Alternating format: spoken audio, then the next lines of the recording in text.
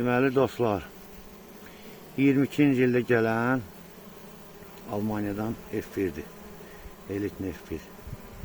22-ci ildə gəlibdir. Bax, 38 gündə də izolyatordaydı. Çox möhtəşəm də bal verib bu arı. Baxın, sarı nömrəsi də üstündə. İndi bəzi ağzı göyçəklər deyir ki, Avropadan gələn analar 1 ildən artıq yaşamır, yaxud da 6 ay yaşayır. Bu ana 22-ci ildə gələn anadır. Almaniyadan F1, saf deyil, F1'dir. 437 nömrəli ana. Yəni ki, 3 sezon bu arı mükəmməl iş görüb. Bu ana. 437 nömrəli ana. Şimdi bugün bunu izolyatordan bırakırıq. 38 gün idi ki, izolyatordaydı.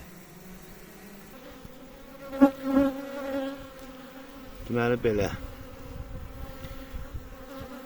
İlk növbədə yaxşı məhsul əldə etmək üçün keyfiyyətli arısı və məhsuldar örüş şərtdir. Boz Qafqaz arzulayıb Avropadan gələn arılara, böhtan atanlara sözümüz odur ki, biraz bilgilənsinlər. Heç kəs inciməsin sözümdən. Vaxtilə biz də Boz Qafqazı istədik qoruyaq, alınmadı. Heç kəs özünü allatmasın ki, məndə Boz Qafqaz var. Bax, 3 sezon bu arı full bal verib.